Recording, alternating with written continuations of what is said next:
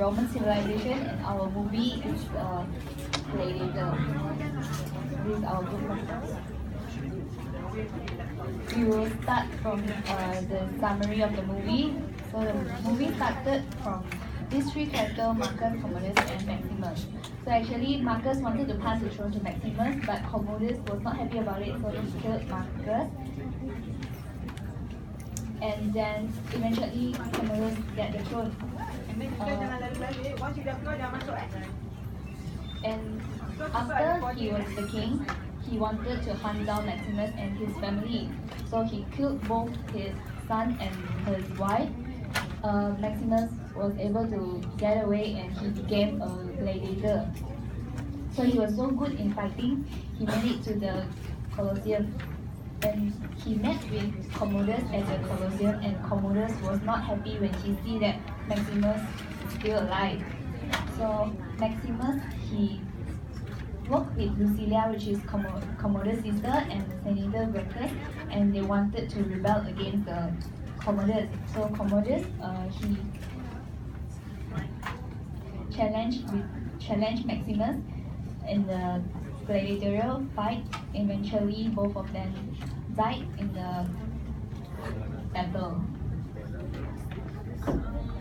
In this slide, we present about government, culture, religion, and more. So start from the government. This is the timeline of the Rome government. From 1000 BC to 600 BC, it was the archaic Rome time, which the king was the ruler of the Rome. And then the Roman Republic took over the archaic Rome. It was the people had the power to vote for their council. And then the Roman Empire, which is the emperor who ruled against the Rome. For the Roman Republic system, the power is given to the people, but different from democracy, the Republic system, they have the laws to protect the individuals. And then the council, what they do is they control the army, they decide when to start a war, and they make the laws. Every year, 2 councils will be elected, and both of them will have equal authority. So when one council make a decision, the other council have to agree with it. And veto, they say in Latin, means I agree. And the council works with the Senate Hall and the Assembly Hall. Senate Hall is the one who will elect the council every year. So the social strata in the Rome is a hierarchical structure, which and they follow the rules that the more money you have, then the more power you have. Start from the lowest is the slave. The slave in the Rome, they have no rights at all. And then we will have the equestrians or the Talbans. They have middle income, they are either businessmen, artists, craftsmen. And then we have the upper class, which is the patricians. They are blood related to the wealthy family, so they're basically rich. And then we have the royal class, which is the emperor, the senators, and the royal family. And Romans, we have this 5 good emperors, which is the Nerva, Trajan, Hadrian, Antonius, and Marcus. Marcus is the one that we mentioned in the movie earlier. He's a philosopher, and he dealt with the barbarians, and he pushed away the famine with courage and patience. For culture, we will talk about music, entertainment, and the clothing. The Roman music, basically during Roman civilization, any spiritual event, religious event, they will use music. And they admire Greek music as much as they admire everything about Greek. And then they will use music for military purpose, gladiatorial fight, private gatherings, and music contests.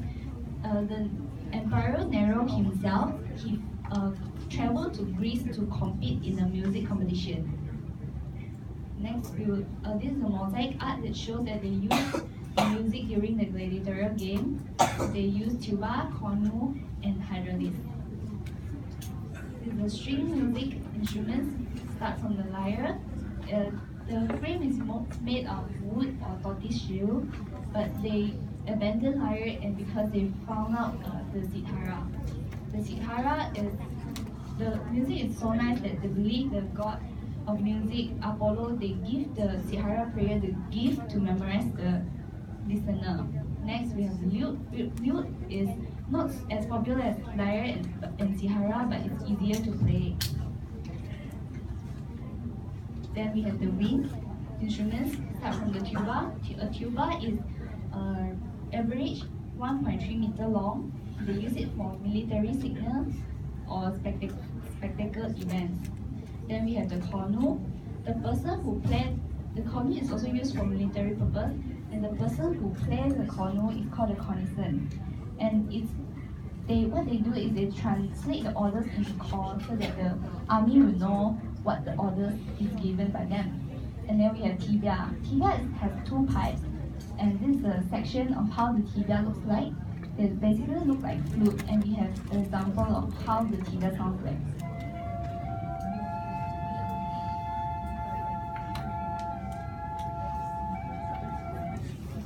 So this is the sound of the tibia. And then we move on to organs. This is called the hydraulic. And the hydraulic is water organs. They work by water pressure.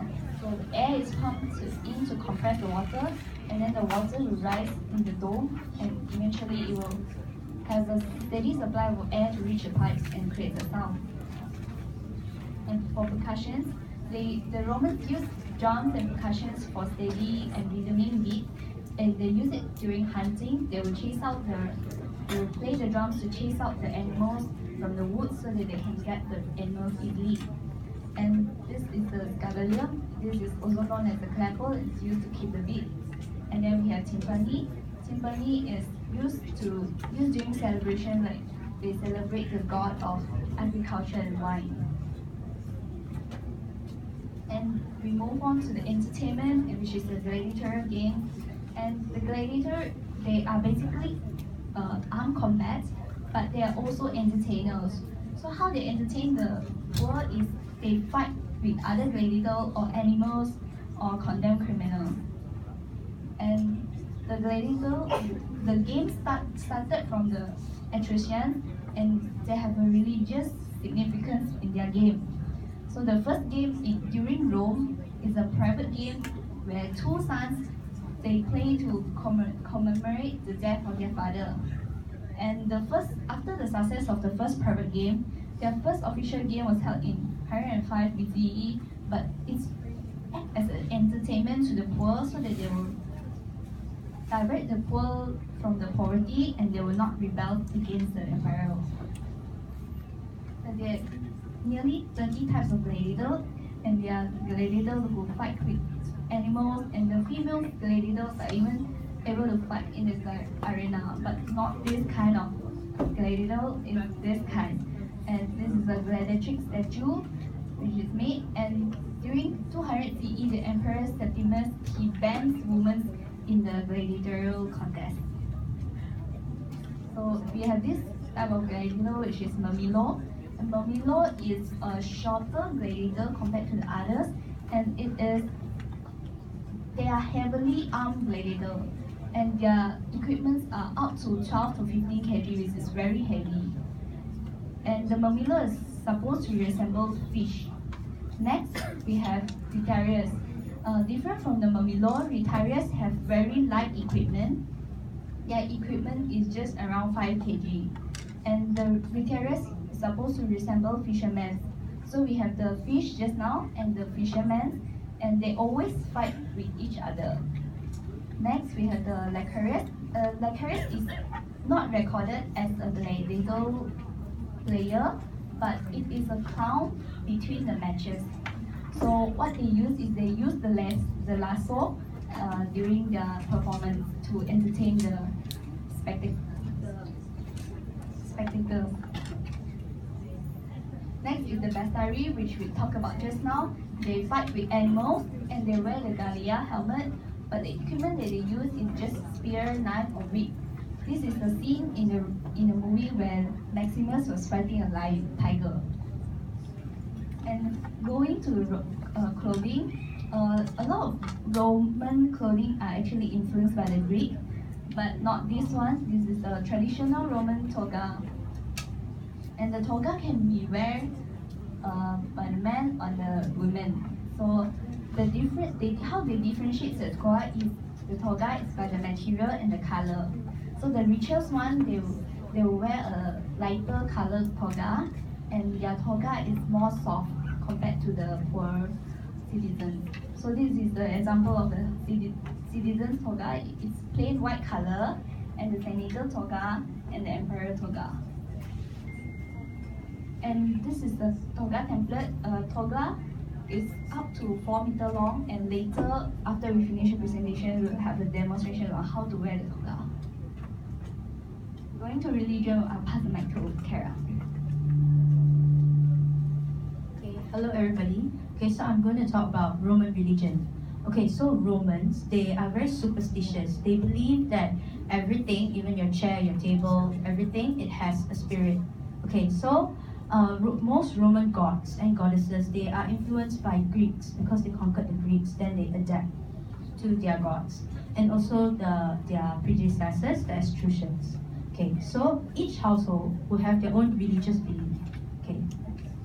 Okay, so household spirits, they are called lares, which represent the spirits of the family ancestors of the household. Every day, the household will offer prayers and offerings to the lares. How they represent the lares is through small figurines. Can you see the small circle? That's from the movie. Maximus used small figurines to represent his wife and his son. So every day he will pray to God. I don't know which God, but to the gods to protect them.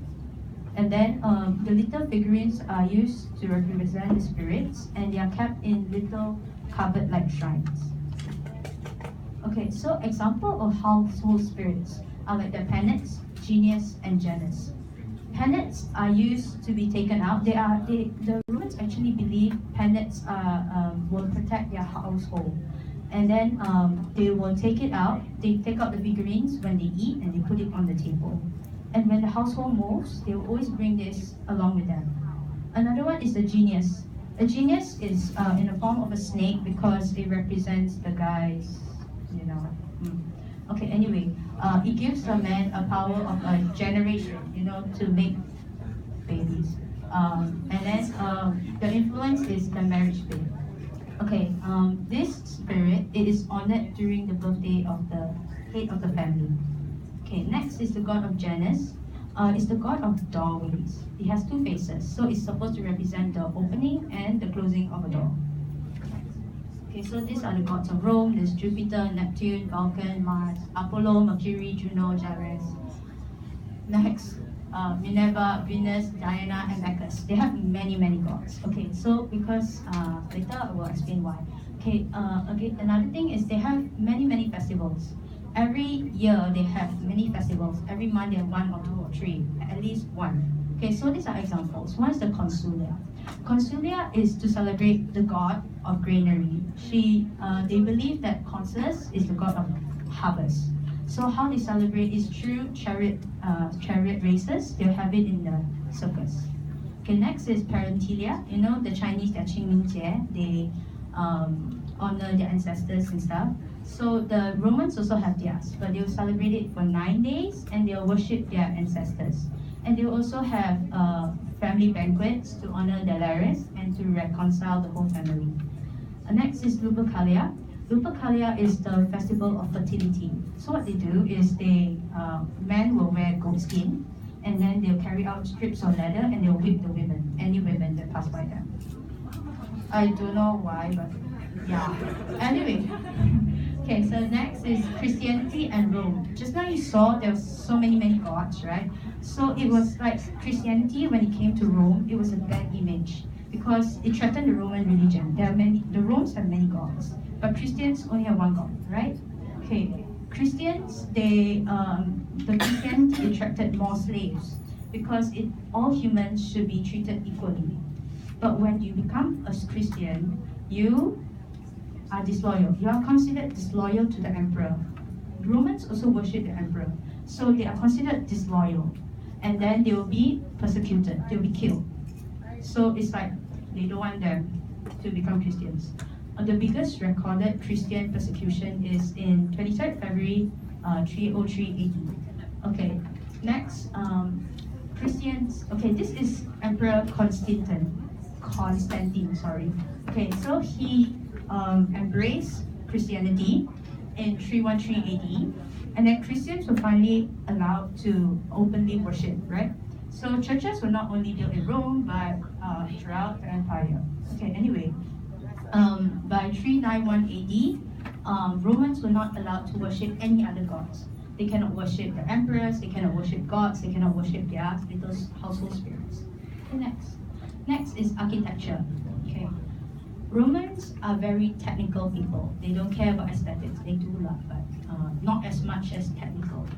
Okay, so the architecture is a mixture of Greek with other elements as well. Like for example, that building, that is a Roman temple. It's not a Greek temple. So it looks Greek because the Romans took Greek elements and put it inside.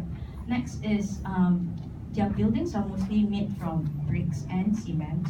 But for more luxurious buildings, they will use marble. Okay. So the Romans, they use these elements like arches and dome.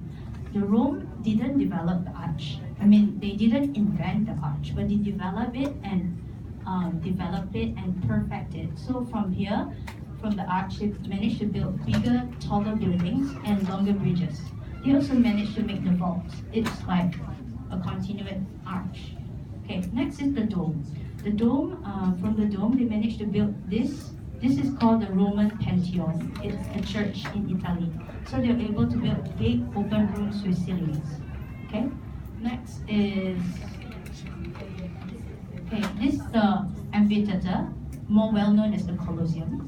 Okay, so Colosseum is made from soil, cement, and water, and it's a large oval, open air place. It's used to host important events such as gladiator fights, chariots racing, executions, and athletics. Okay, next. This is the cross-section of the Colosseum. A Colosseum can hold up for spectators up from 50,000 to 80,000 people. And then it's like how do you say? It's they split places for people of different hierarchies. So if you're on the lower part of the hierarchy, like slaves and whatnot, they will sit on the top.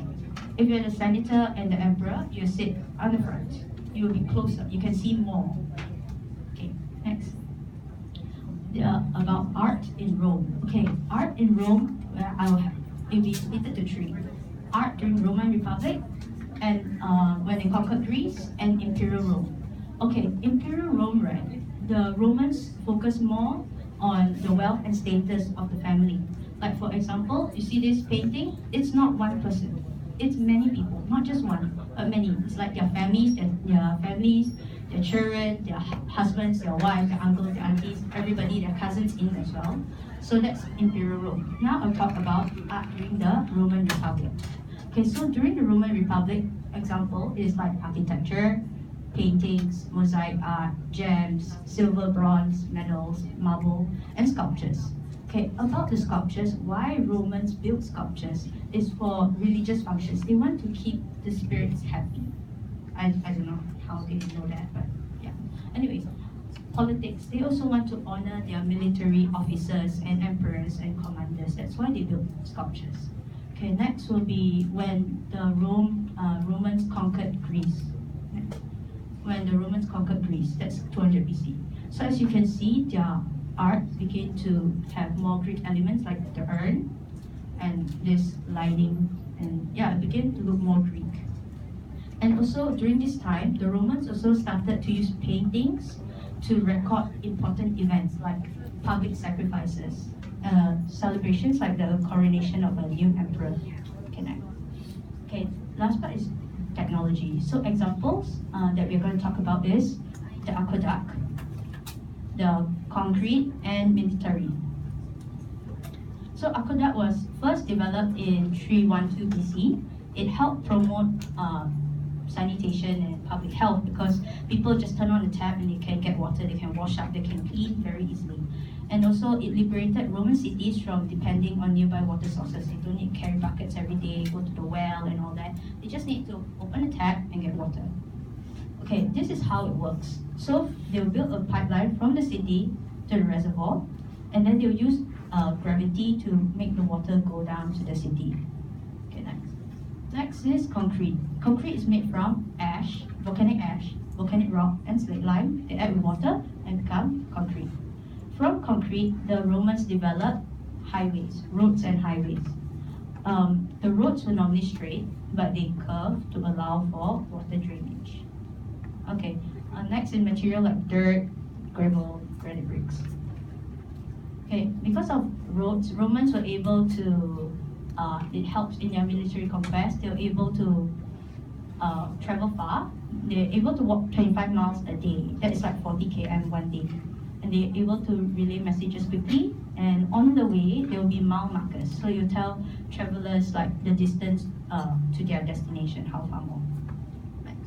Okay, so this is Roman military armor. There's two types, Lorica segmentata and Lorica hamata. This is the Lorica segmentata, which means it's made up from segmented pieces of metal. If you don't understand, it's like this, one more, and another one. Yeah. Okay, so then it is good protection for vital parts. You can see it's really here. It's light, but it's difficult to fix when at war. So they preferred the Lorica hamata, which is called chainmail. It's more commonly used. It is cheaper, more comfortable, easy to maintain, and one size fits all. So it's a better choice. Okay, next. Roman siege engines, ballista. It's something like a catapult. They use it to pick off enemy leaders. Okay, so what the Romans did was they take it, they add on the wheel, and it can move. So, ta-da, okay, finished. Okay, now is the devil.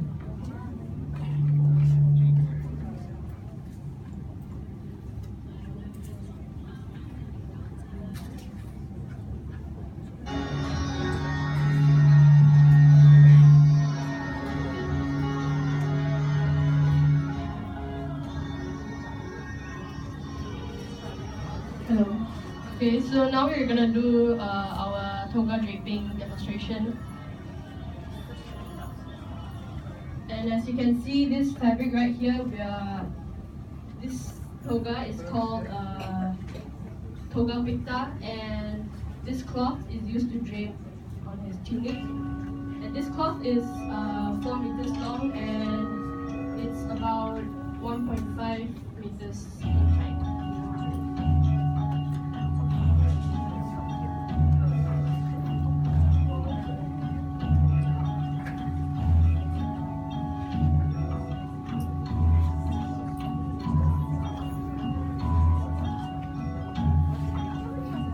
So first he draped it over the shoulders, and then on the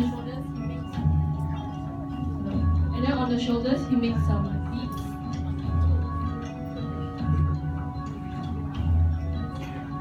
And it must be at his shin length.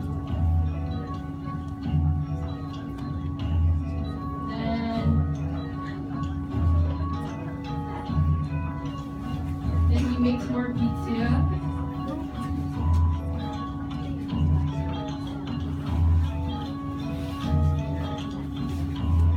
And then he wraps around his body and up to his shoulders, and he drops to his back.